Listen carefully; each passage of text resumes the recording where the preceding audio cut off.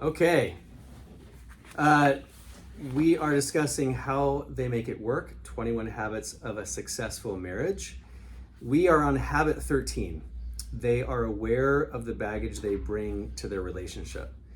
So, Ed, there's a lot to cover in this, but what would you say is like the main, the meat of this habit? Yeah. I would say, Keith, the point I want to get across in this chapter is we all have some degree of baggage because we're born into a imperfect world. We're born into an imperfect family, and we absorb a lot of information and data, so to speak, that affects our mental health and well-being.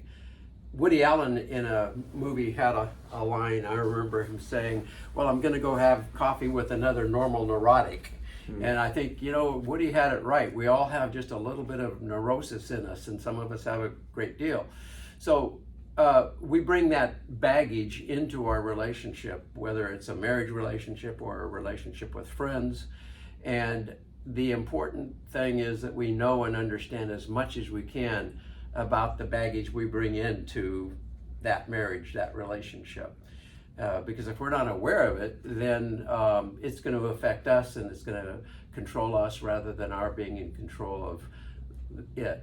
I think, too, I want people to understand that we aren't a product of how people have made mistakes with us or the negative experiences we've had, as much as we are a product of how we now choose to respond to those mistakes and to those errors. So there is hope in terms of overcoming and growing beyond the baggage we bring into our relationship. But understanding it and seeing it is the important thing. You can't control what you're not aware of. Yeah, we've talked a lot through this chapter chat so far, a lot about the self-awareness piece. And it takes a lot of courage to face your quote baggage, or I like to say your operating system. Yeah. Because if you grew up in a very healthy environment, parents that loved each other, family that was close, that's your operating system about how you think this is the way the world works. And then you get into a relationship with somebody who had a very different sort of developed operating system of woundedness and brokenness and alcoholism, whatever it is. And so there's this element of I need to know that about myself, but if I'm in a relationship with someone who has a very different operating system, I need to be aware of their operating system as well. And there's challenges in getting to know someone else's operating system. Yeah. And knowing their baggage, their operating system, enables you then to avoid the triggers that can come as a result of what experiences they come into the relationship with. You bring up a good point too. I think I use the word baggage in a very broad sense of the word, and from that standpoint, even good things can be baggage if they've caused the person to assume this is the way life is always going to be. So I would call it, in a sense, baggage that a person comes from a family that is just pretty close to ideal and with very, very few flaws. They enter into a marriage that may be good, but they have some rough edges and some flaws, and it would be easy to assume that there must be something really wrong with this marriage because it's nothing like what I came from. That's baggage, and it needs to be looked at and understood and addressed in order to make sure it doesn't affect your assumptions about life and about this relationship. Yeah, because our background that's the soil that our assumptions come out of. Yeah. Right? So, there's a relationship that I was in at one point where my partner always expected me to cheat on them. And it was because... Knew it was inevitable. Yeah, it was inevitable. Like, I just know this is going to happen. And it was the antithesis of what I committed to and what I wanted. But it was her baggage or her childhood, her background, her operating system, right, that basically just, there was no way that I could overcome that. She had to do the work to come to terms with that was the legacy she was given, was that infidelity is just built into every relationship. It's a given. Yeah. Yeah. I like to think in terms of a kid's sponge-like brain. Early on, we don't have the ability to think or reason or question or challenge what we're told. We just absorb what we observe, what we're told, what we experience.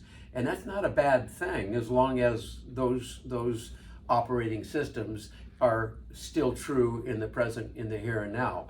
We are, and a lot of parents they cringe at my using the term, but so much of personality development and how we see the world is brainwashing. Why is it that we call what we're sitting on a couch? Because it's a couch? No, not really. We call it a couch because we were told over and over and over again, get your feet off the couch, go lay down on the couch, go dust the couch, go move the couch. Oh, so that's what it is. And so the example you give, that little kid most likely concluded, I guess that's what I can expect. And that becomes their, like you say, I like that term, their operating system. That's their baggage that will either continue to affect in a negative way how they behave and how they observe life and how they experience life, or they'll realize that that's a misconception and consider that just maybe it doesn't have to be that way now.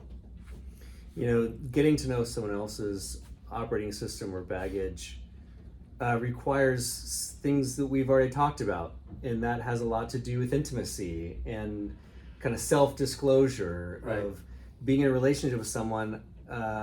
I'm going to disclose to this person, I'm going to trust them with the woundedness of my background or the things that make me very sensitive. And so the dynamic of two people in a relationship, you call it someone washing up onto your deserted island with you. Yeah.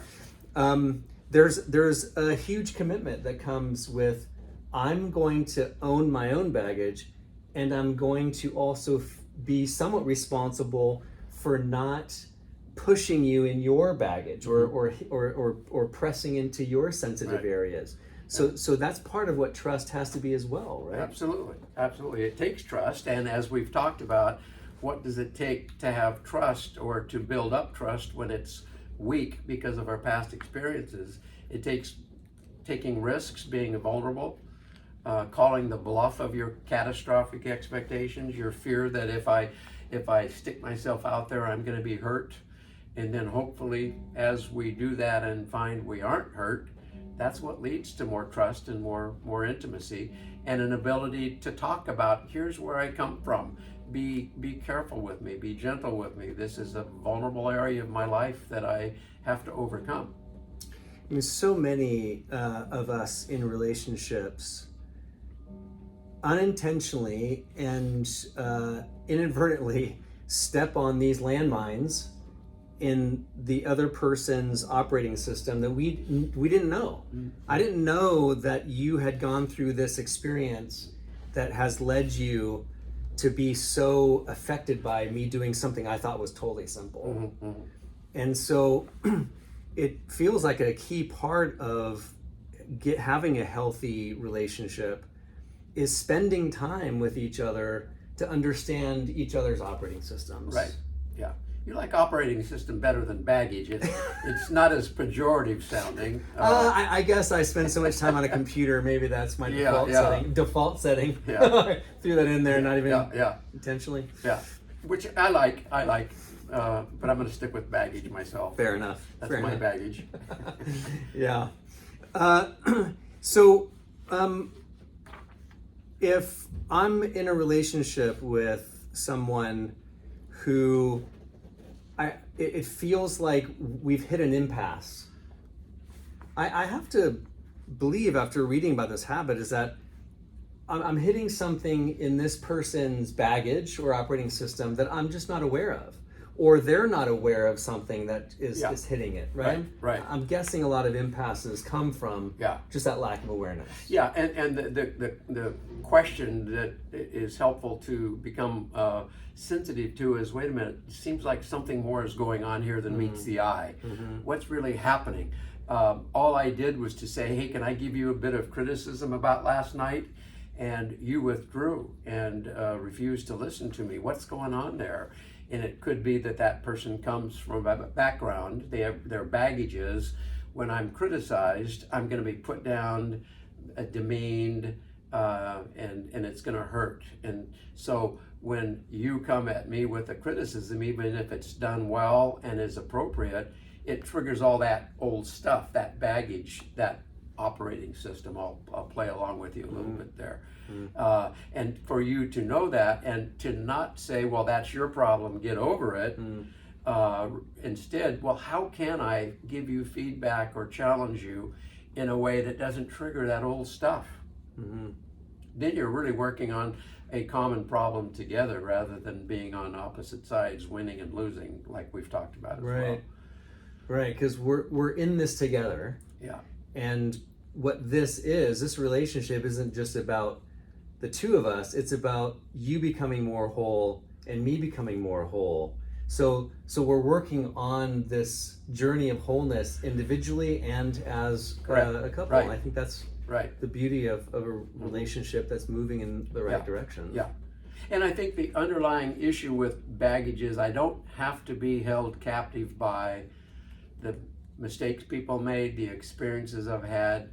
I have a choice to make. And when a person has that mindset, they're no longer a victim of those mistakes, those imperfections, but they're in control of how it will continue to affect them or not. And that's the real turning point, I think, in a person's life, when they recognize who I am today is not shaped so much by what happened to me, but rather how I choose today to respond to that.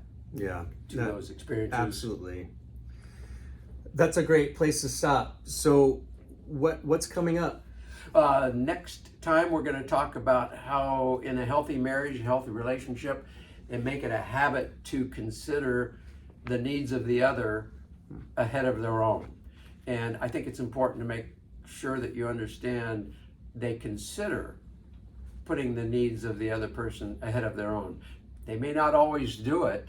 It's not necessary to always put the other person ahead of your own, but it is important to consider whether or not that's something that I should do in this situation or not. Great. Looking forward to that. Good.